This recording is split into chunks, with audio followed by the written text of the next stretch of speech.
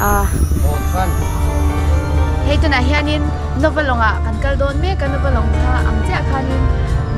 engeni tu nak hian America ma hian Kentucky State ta hian ang siama ti chuanin hey kan han tlo ve don ania novelong tia chia khan siama wangin an le me tu na po han achunga kan tu dona kan om thai to khop mai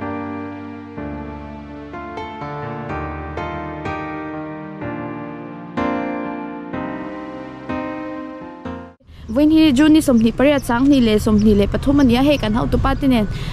ตุนไล่จุกันซินแรงไม่นี่กันเท่าตัวป้าให้หาตัวเอ็มอ๋อแล้วหาแล้วไปกันแล้วพูดโดนเจ้านี่ไออินฟิตตัวนี้ให้60 plus นี่ตัวอันกลุ่มที่มาเสียไอเกนี่ไอในอินฟิตตัวนี้ไออันนุ่งซุยหนุ่มครบเมกมุนสเตจช่างตุนไล่จุนี่ติดไม่ห่างกันโกรธที่ไหนเฮงเตียหลงไม่มาประเทศมาสมตะกันตรงกันอุณาวเฮลายาตั้งมีกันอุณาวที่เฮียนินมินบวยปุยเชมมาให้แต่ท่านโตตัวปนต่ำเพลครบไหมนว่าลงเรียนเดี๋ยวเฮลายมันไหนเฮียนอังคาอันเซียมาจะมีโตตัวจวนคนกันบางตัวนะเฮลายเฮียนินอีเราอินเทียร์ดูต้านอินเทียร์นะอันเราเซียมันอีที่เฮเดี๋ยวเห็นนว่าลงกันกะเลยสร้างเตะเลยพาสตอร์ปันที่เสียครัวเรียนเรเวลลอนพินทางที่กันกะเลยกันหลอมเลยตัวกันหลอมเลยตัวอันหลอมเลยตัวมา4 PM 4 PM เลยสิใช่สร้างเตะต้องกันมาหลายคนเชี่ยมบอยปานี่ชอบเปกเอาเสียสร้างเตะกันแล้วก็น้องมาโปบอยปานี่คือชอบก็ชอบเปกเอาหน้าเสียจานินเอาไว้อินซูอะไรจานินวิดีโอเดี๋ยวพอกันหันหลังชูตติ้งเดี๋ยวพอกันในเทมเทียมิวสิกวิดีโอมีตัวมาเซ่ก็ใช่แล้วเลยอัปมันอมดานน่ะจะเรียนให้กันเทงไงมั้งให้อัปมันเลยมาเรียนเรื่องให้ไว้อินโปให้กันวันนี้เลยครบไหมให้นี่ที่อัศตุกเล่มแล้ววันนี้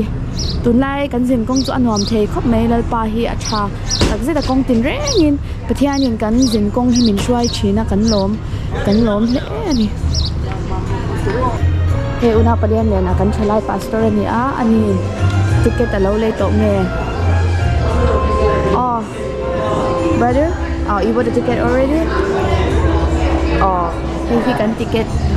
กันเหลือตัวนี้$64 each person okay yeah ไก่ตู้ไก่กันเลยที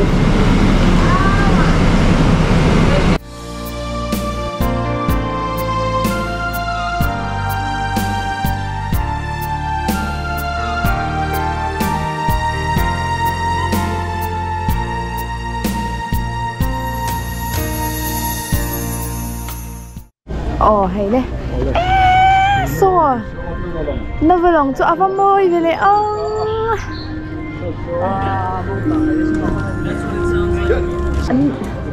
anh mình đâu vừa lòng hi tắc ăn khan xem tí nữa tắc ăn khanประเทศน่ะใบบุระสวยจริงจ้ะคันdung lắm tông chút thì raแต่ฟังลำจังchút thì raแต่สามจอมต้องสมทุนที่เต็มอ่ะที่จอมอันคันเสียงตานี่เฮ้ยเราปุยเท่ไหมใบบุระประเทศนี้นะกันนักมาดีว่าเรียนรักตำเราเฮ้ยเขาตัวรักตำก็แม่ช่วยเป็นกับเป็นจอมประเทศนี้นะลงตุกตุระอดุงลำปังเตะวางจงเตะขัดยังอังเตะเจ้าอันเสียมันเนี่ยเล่นปวดเลียนครบไหมเฮ้Yeah, go slow. It's okay. Matia, Hey, the silent มาแล้วหลังตาให้จังไรยันที่ทลากมาเอามาทากันหันแรงเนี่ย Okay, now I'll go there. ทากันหันละโดนนี่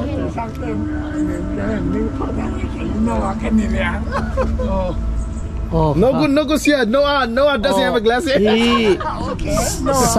Sang tele. Reverend Lalmin Thang dan Chairman Palse. Oh, Sunday you look good. Thì chẳng Athatok. You won't believe that. I can't believe that. Come take a look. Hey, ka angan ti khop be. Brother, Lian, you go. Half of your face. Wow. Kaya amoy lut. tục avan ro pui vele ro pui tak ani hi nova long size chia an siam ani chuanin hei hi ti hianin alo ro pui hle mai nova longa son achunga kan la ludona tuna hen apona tangin kan han clear ma sate te phota he achung lu turin kan kal pheime kani voinia hianin kan pastor ten min shwai min guide thapa thamwan tha khop mai he kan lom hle ani heng te hian enge entir niang creation of man ni a mishing pathiani na asiam dan entir na alle manzia kan ikim adamale evite hey Ramsalem kha entina sa so lai te poso giraffe lem ang chiang ka sanghong sei lem ang kha atuak ni zela nga ron kal phei dia ang khan sai te po pat ni te an han da langa heile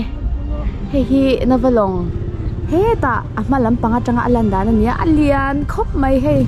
achunga kan lu dona aro pui he mai ke sa te nge navalong siam hi van lo hau tak don te lu lem kum za chung te meu mai khan lo khan longa tukani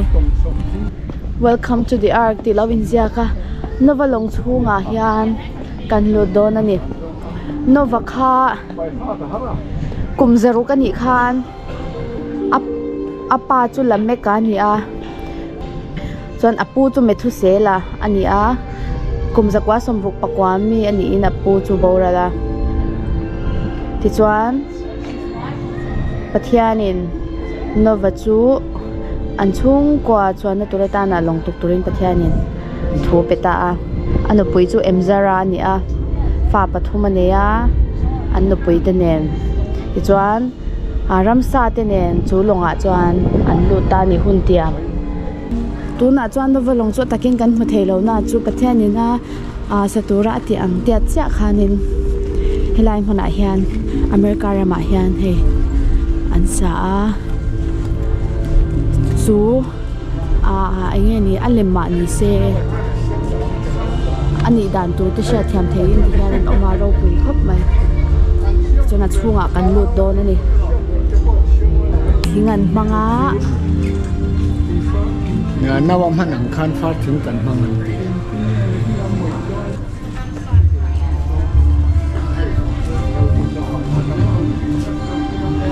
long song ka hi tuna hian long chunga kan lut me ka he khai aro pui he mai thing mang ve ke na chunga hian ti hian far thing mang yan sa ti hian chho na hi om chho zel me te hi khu ke nyap te sai ke nyak am reng te kha om ta ni ramsa te ho po an lu theina turata na om ang thei tur ang beran ram han ni he chu an sham ri te po asha de he da yan en ramsa ngen da ang kan chelo hey chon pek na nia in na ni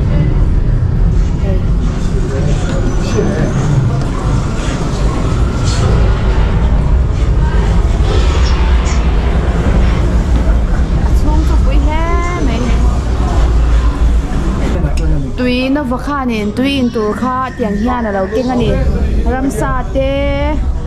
an ma ni ngei poina an in thei tura ta na ti hian atui bel khala kya chora om semua ini mai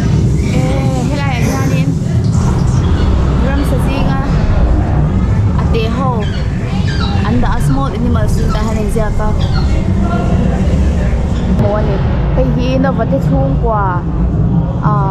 an trong trai lai om ang thei tur ang bera an nan ti ani hey amu nom kho me ataka ang le me hey lia cho hey an cho ei tur an la kho man ni he tilai hianin hey hi engram sange ka shemei thei lo so the sphenogodontic kind ti ai jaka ti chuan heta hian enge the cassid kind so ti chuan hei hi khai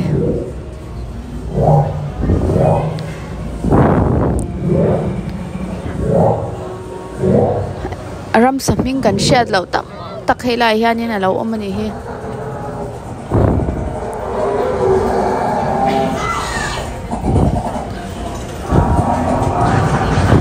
ti chuanin hei helai a hianin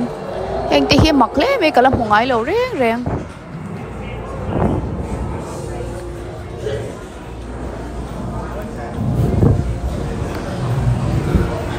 chuan kankal zelanga alian em ya phần dọ thiam po har heng ho te hi nge ni ngai le heng ho hi an omna mut na room te ni mela he ti chuan hei le lampang hi chu kalna anga kal phei zel photang o tiang lai a hian he achunga hianin a tlo tu te ta na zunram thiar na tur restroom kha lo om le a restroom USA hi chuanin in India ramate toilet kan ti ang chiang te kan zona washroom kan ti ang te kha restroom an lo ti zel me USA huna chan restroom te khan fel fai em he ele in vel te lai huna hian eng mo chips te tui drinks lampang te poleina lamani mela ti chuan so te lampang van zau te reng em hei het a hian in chung chho na hei ti hianin khi a chung kha lo ni ta ni khi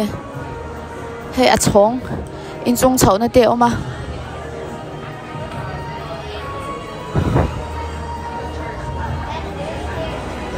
na china kan kal na kha so lai kharam sa ho om na kha ni a ti hianin in chunga chho le mei ta ila hei tlo tu po kan than hem khop mai avan em wa inchu pathian hi ava chate lu lem hetiang ang te kan han hu thei hi kalom ne me enge ne thin lunga cham ring tur kan ngai to na kan swang to thiam the na tura ang thei turang bera mi thiam te na hetianga Kentucky state an lo siam hi aro pui kati tak zet ani ti chuan khu khulai khon ka chho na kha ni a ti han kong thara kan chho le don ani he alian khop mai thì hianin khi chak lampang atang khyang khi chho na tura la tam hle mai avan ro pui te le novan nge pathianin long tuk tura ti long atuk khi atuk chung po kum za top ti in bible chuan min shila kum za top tuk na ni om reng po ani alian hle mai ramsa chetin reng an lu the na tura ta na le hnuaya thil nung tin reng te akop nge ni nu pa tuak ang zel khanin an lut ta tiang chuan chi sang ka han lut khom khania aro pui hle me he lai hian sha thiam then turin alle man tar te lo uma ti chuan khit a khan chhona om le ta buka in the beginning of God created pathianina enge ni khovel asiam dan chan chin ani ani khatna ani ni na he ani khatna chuan khi ti khan ni ani ni na he chhum te tui te ani thum na chuan thingkung le thing nung te mo ni li na he ni le tha ani mela ni nga na chuan lein hwa tui hnuaya thing nung te ani ruk na chuan pathian mi hringa siam ta ti lo langa ani sari ni chuan pathian kha nge ni achola ti chuan amala soma ni sari ni chuan achol ha dam ni ti lai hana in ja ka ti chuan chung hun lai chuan a perfect world khovel a that fam kim hun lai chu engma lungai na no sorrow no disease no bloodshed no death in jaka lungai na te na te enge ni thi sen chwa na te thi na te ala me ala hun lai ti han ron tar lang ani ti chuan so lai son pathian chuan in God creates the perfect world the imperfection in slai son an jaka chung hon lai chuan mishing khanin enge ni an fam kim khovel afam kim hun lai an ron tar lang ani adam ale ramsa te an omdan te chuan pathianin engeni khovel chunga hianin thunei na pe adam ale evite kha sangha chunga te sawa chunga te engeni leilung chunga te le ramsa chin reng chunga te khan thunei na pathiani na pe ni ti Genesis bung kha chang som ni pariata lo winter langa ti chuan perfect marriage lo ti le ta hian perfect humanity pathianin an pui mishing a siama ti chuan mishing chu pathian ro puina tar lang tu ta na enge athil siam ti jinga tar lang tu ta na pathian chuan mishing te hi asiam te kan ni ti in Genesis bung kha chang som ni pro chang som ni pasaria allo langa ti chuan perfect marriage ti lo in jak le pathian adam asiam nu khan adam anak ru atangin akopui om mi vi pathiani na pek dan te ti chuan anin nei na chu originally flawless atia in nei na thiang hema anin nei dan te mo chu Genesis bung hi som ni pakhat atanga hi nga kan mu ani ange ni ongoro hilai hi chu ka chwa na khani ta em ngoro ka bo de utlat me o adike hei ta har restroom polo le ni hin chunga hian alian nu tuka ka kalna ton huwa khan ka kal le mote ka ti ni hi he kan tam na tuka ka kal pui te po ka kal pui te po kan tam wangin ka bo shin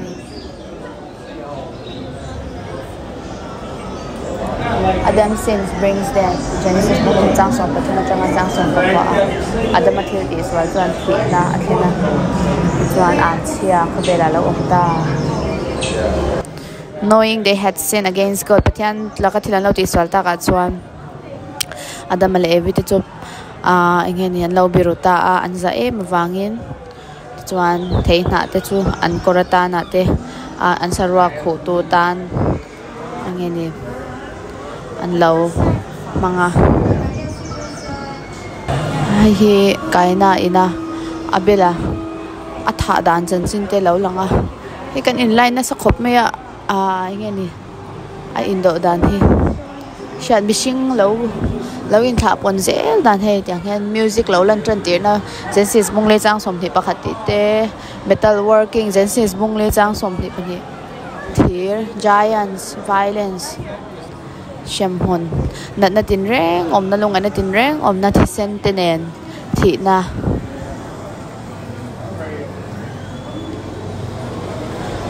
engting nge kal le dan tur ni ang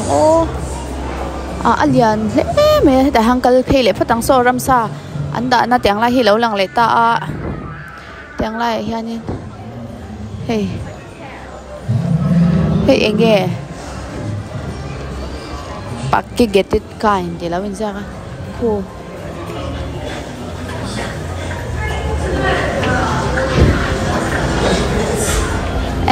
ko ran aram sate avan lung len thak vele lai sakhin wa ang ve rhinoceros tui chung am thing ga he te hi enge hi eng ang chi nge hi ni giraffe ni hi sanghong se hi horse kind tin ja ka sa kor ang reng de om he ta hi zong kan ti ang chiang kha lo langa lai ram sa chi tin reng men lo lan na nia tam le ve le lian pu me oma avalian vele kiki ta khang khi nowa fapa ina acho pek lai lo tilang ani nowa fapa in to ber nge kan shelawa tikyan kiki tikyan cho pe he anwai hian tian khu lai khwang khwan lo do an lo e ni khu lai khwan lo lan da na khwan kiki nge he khu lai khu fapa no puiten chon pe lai tilang e ko carrot ape ni khu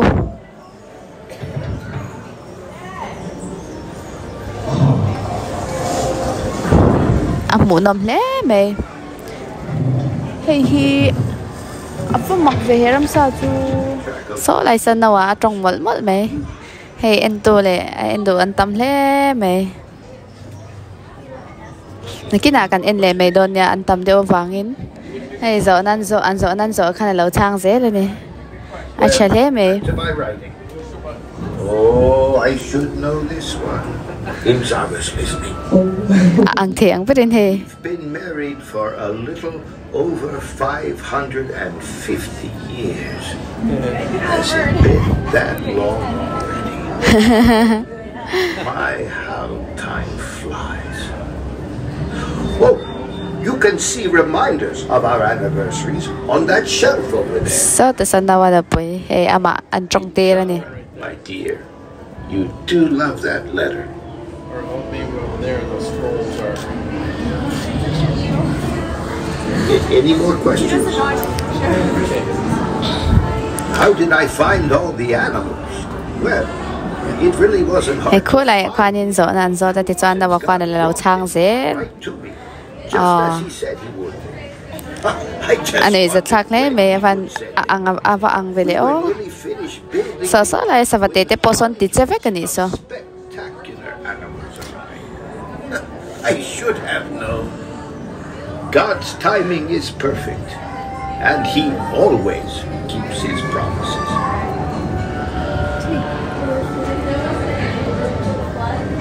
What was the world like before the flood? Ah, good question. When I was a young boy, much of the world was beautiful, and many people still loved and served the Creator. But the generations that followed grew extremely corrupt and violent.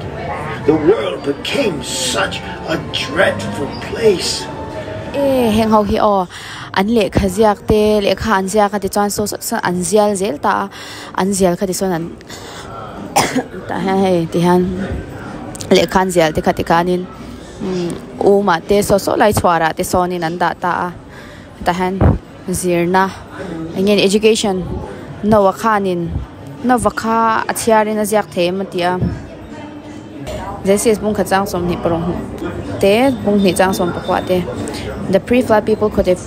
used a written language to wang chuan tuilen ma khanin khovela mishing te khanin a thilan ziak theya tuna kan hmu me khi no woodworking technology ti in ta han tar langa hey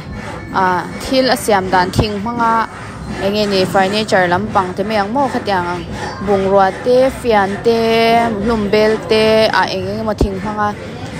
thil siam lai he antar lang ani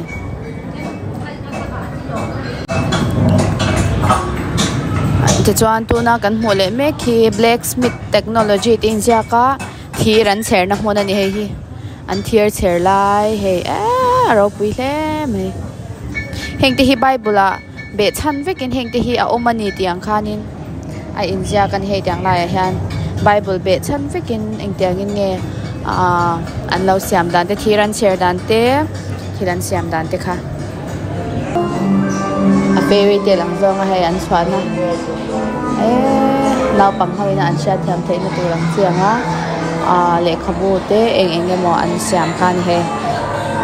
ti chuan phei le ta zeli la he eng mo an zuar ani hi he So, like, when I had my, an thiam hle me potte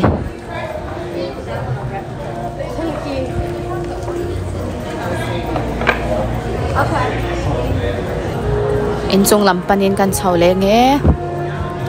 ka kalpui te nen la chang kan in bo dei to mai si a kan la in phole e mang su mo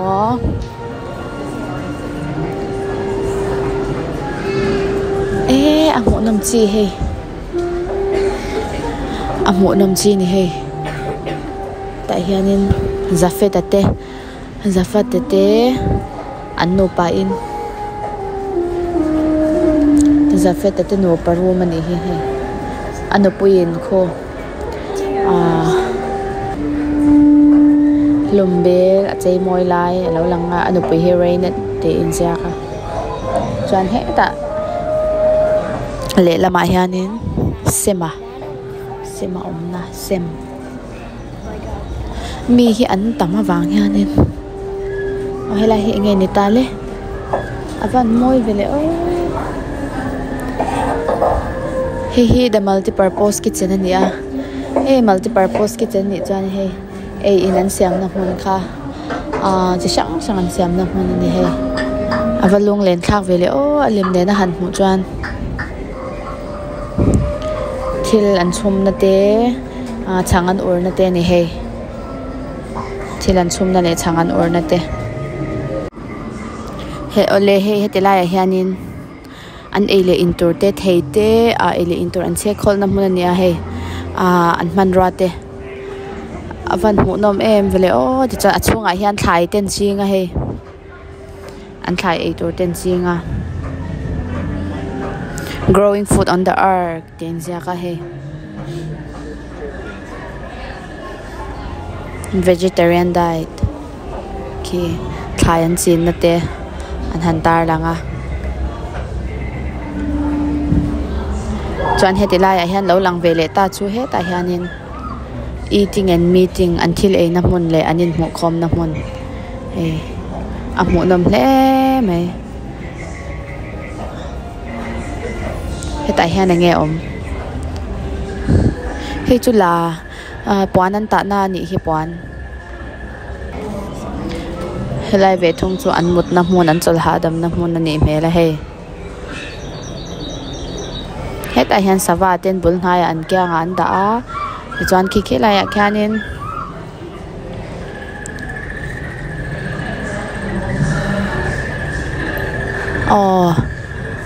nawa khanin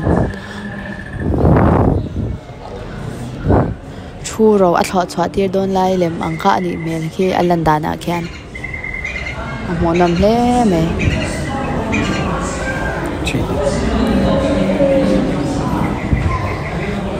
helai chu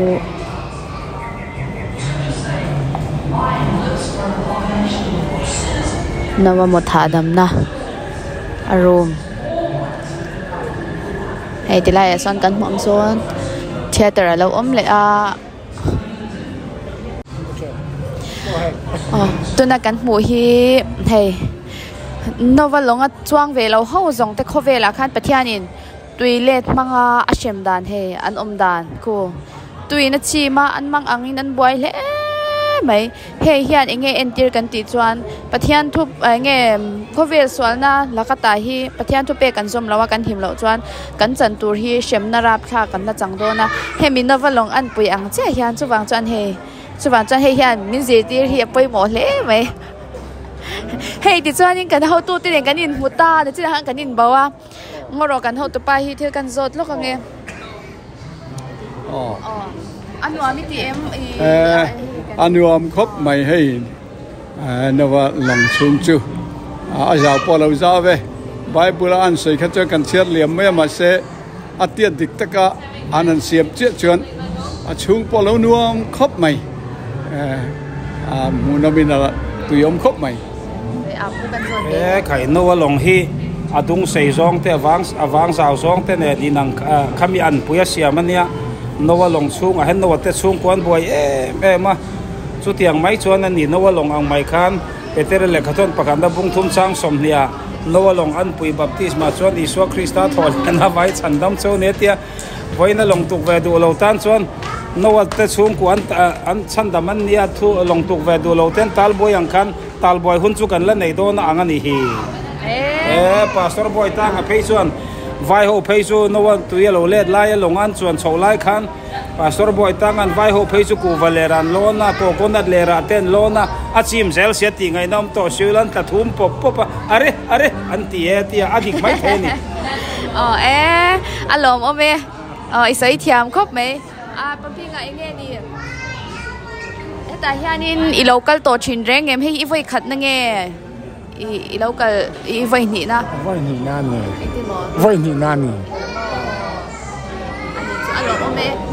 anwa mi ti thau ben voi ni na ma ti thau สังเตจงขันกันบ่อยเดียวว่าจะกันรัวหาไม่อันนี้เฮ้จูก็จะงอนเท้า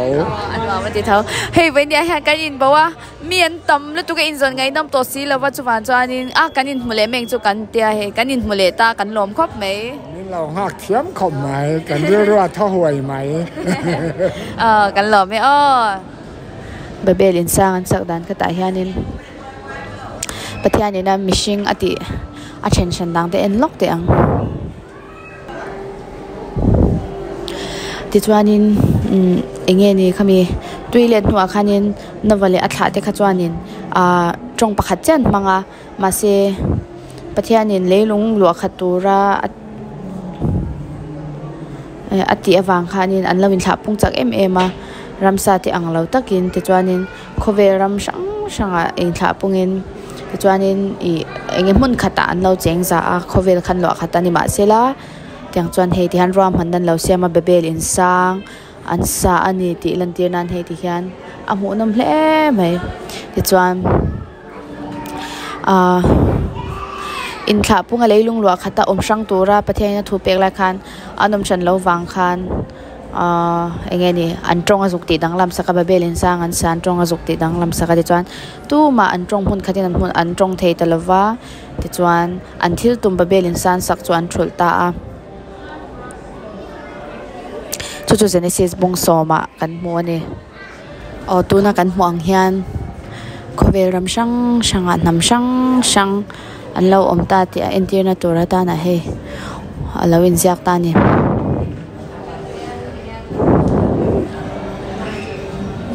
จวนมิชิงปะขัดจังจวนินนำช่างเราอินทับปุ่งโคเวเลียนเราหลอกขัดตาเด็กก็ฟิตติบุ้งสมภาษาจ้างสมนิปรกจงจ้าง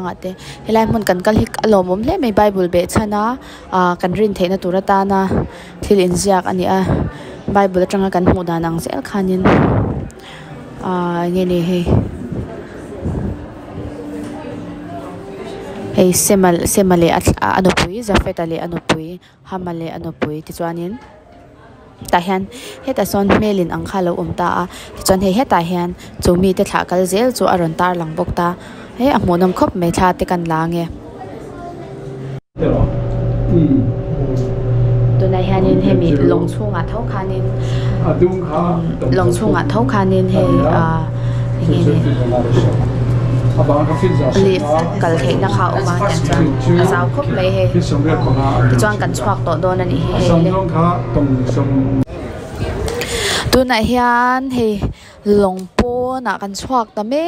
กะเฮอันนั้นคบไม่อปูน่ะเฮียนินรีสอร์ทที่เลยนะตัวเตเลยอย่างนี้ซอฟต์แวร์รังจีอย่างที่เลยตัวช่างเขาออกมาเดี๋ยวจวนเฮอปอนเฮอันวามคบไม่อลันดานะปูเดี๋ยวจวนเฮแต่จังเฮอปอนเอ็นเล่ได้ละคีที่แค่นั้นลันดานะนี่gift shop ที่เต Uncle Leroy's ice cream เลย coffee เต restroom เตน่าแล้วอินเตอร์หลังวันนี้เฮียนี่เฮตัวตู้ตั้มตะกันออกมา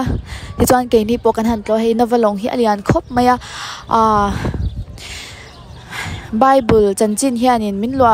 เนี่ยมาที่จวนเฮลัยอเมริการัมเตปโอฮีอย่างนี้คริสเตียนเตนะอย่างนี้ไลฟ์มุนักขานินนี่สัตตะกะไบเบิลทูอินะอารมณ์หงนะรัมอันนี้อวังขานินปะเทียนริงตัวเตตัมนะรัมอารมณ์นี่เช่นอวังินเฮงมุนเตปอยอันเซียมนี่อินะลังอ่ะตุนมาอินตุนหุ่นไหนรอจวนนินหุ่นเตปโลดังลำเวชเชตไม่เทียมาหรอจูเฮตียงมุนปอยหมดตักไม่เฮลัยอเมริการัมเฮียนินเฮตียงนั่นหันในที่เราปุยก็ติเล่ไม่ที่จวนนินทิ้งลงไบเบิลถูกแต่กันเราเชียร์ชินเตค่าอันนี้อมเทตัวอังตัวรามิดขาเทตัวรังกันหันพอเทฮีเราปุยคบเมียคิงที่ทิ้งมังไปกินไฟทิ้งมังอันเสียมอันนี้มาเราจูให้มี